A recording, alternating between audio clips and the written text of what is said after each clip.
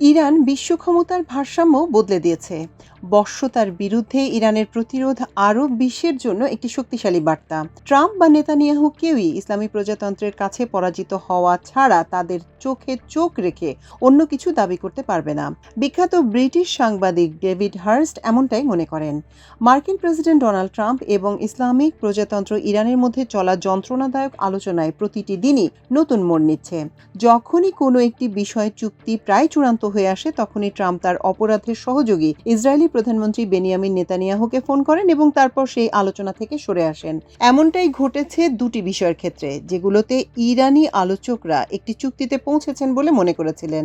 Iran বিষয়ক বিশ্লেষক হাসান আহমেদিয়ানের মতে, প্রস্তাবিত ৩০ থেকে ৬০ দিনের যুদ্ধবিরতির দুটি মূল শর্ত ছিল যে যুদ্ধবিরতি লেবানন পর্যন্ত বিস্তৃত হবে এবং ইরানের কিছু সম্পদ অবমুক্ত করা হবে। কিন্তু পথটা যতটা আঁকাবাঁকা হোক না কেন এবং এই চুক্তি ব্যর্থ হলেও ট্রাম্প যদি তৃতীয়বারের মতো ইরানের উপর আক্রমণ করার সিদ্ধান্ত নেন, তবু এটা নির্মমভাবে স্পষ্ট যে যুক্তরাষ্ট্র মধ্যপ্রাচ্যে আরও একটি যুদ্ধে হেরে গেছে। এটা গত ২৫ বছরে তাদের ষষ্ঠ পরাজয়। ইরানের হাতেই সব তাস রয়েছে, প্রধানত হরমুজ প্রণালী, কিন্তু সেই সঙ্গে উপসাগরীয় প্রতিবেশী দেশগুলোর উপর তাদের ড্রোন ও ক্ষেপণাস্ত্রের মাধ্যমে অর্জিত প্রতিরোধ ব্যবস্থাও গুরুত্বপূর্ণ। আরও কিছু তাস ইরান এখনো খেলেনি, যেমন লোহিত সাগরের মোহনায় বাব এল মানদেব প্রণালী বন্ধ করে দেয়া। ট্রাম্পের হাতে এর কোনোটি নেই।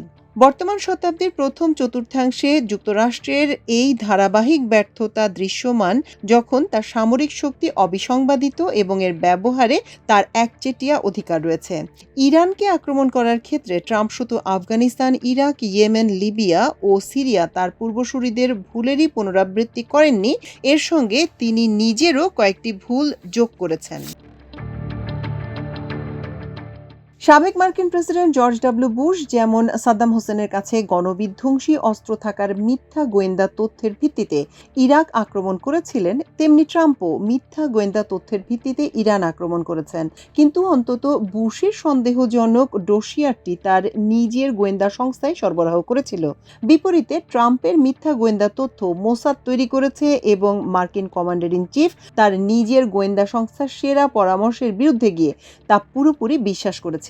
নেতানিয়াহু ও মোসাদের পরিচালক ডেভিড বার্নিয়া ট্রাম্পকে বোঝান যে জানুয়ারির অভ্যুত্থানের পর তেহরানের শাসন ব্যবস্থা এতটাই দুর্বল হয়ে পড়েছে, সর্বোচ্চ নেতাকে হত্যার পর তা বড়জোর কয়েকদিন টিকবে।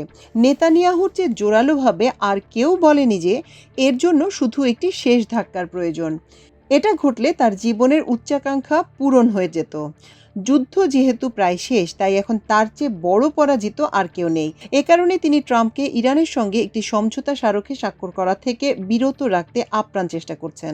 কিন্তু এই যুদ্ধ যখন অবশেষে থামবে, তখন এ দুজনের জন্যই চূড়ান্ত হিসাব নিকাশ নিশ্চিতভাবেই আসবে। তারা শুধু খারাপভাবে পরাজিতই হচ্ছে না, যুক্তরাষ্ট্র ও ইসরায়েলের আঞ্চলিক পরিকল্পনার প্রতি ইসলামী প্রজাতন্ত্রের হুমকি যথেষ্ট গুরুতর। ৩টি মার্কিন প্রশাসনের নীতি ছিল ট্রাম্পের প্রথম মেয়াদ, জো বাইডেন, এবং এখন ট্রাম্পের দ্বিতীয় মেয়াদ সুন্নি আরব দেশগুলোকে ইসরায়েলের সঙ্গে সম্পর্ক স্বাভাবিক করতে উৎসাহিত করা। প্রস্তাবিত এই নতুন ব্যবস্থাকে বিভিন্ন নামে ডাকা হয়েছে: সুন্নি ইসরায়েল জোট, আরব ন্যাটো, আব্রাহাম চুক্তি। কিন্তু এর রূপরেখা স্পষ্ট, এটি কোনোভাবেই সমঝোতার অংশীদারত্ব হবে না। ইসরায়েলকে নতুন আঞ্চলিক আধিপত্যকারী হিসেবে প্রতিষ্ঠা করা হবে। এটি হবে এমন একটি কেন্দ্র যার মাধ্যমে অস্ত্র, উচ্চ প্রযুক্তি, তথ্য এবং বাণিজ্য পূর্ব থেকে পশ্চিমে প্রবাহিত হবে। ইরানের সম্পূর্ণ আত্মসমর্পণের ফলে হয় শাহের পুত্র রেজা পেহলভির মতো একজন দুর্বল লোককে ক্ষমতায় বসানো হতো, অথবা গৃহযুদ্ধ শুরু হতো, কিংবা ইরান খণ্ডবিখণ্ড হয়ে যেত। ইসরায়েল এসবের তোয়াক্কা করেনি। ইরাক এবং এখন সিরিয়া খণ্ডবিখণ্ড হওয়া এবং স্থায়ীভাবে দুর্বল হয়ে পড়াটাই ইসরায়েলের প্রতিষ্ঠিত নীতি। সৌভাগ্যবশত এটি এমন একটি কল্পনা যা এখন কেবল ট্রাম্পের মাথাতেই বিদ্যমান। ইসলামী প্রজাতন্ত্রের টিকে থাকা এই অঞ্চলের ক্ষমতার ভারসাম্যকে মৌলিকভাবে পরিবর্তন করে দিয়েছে।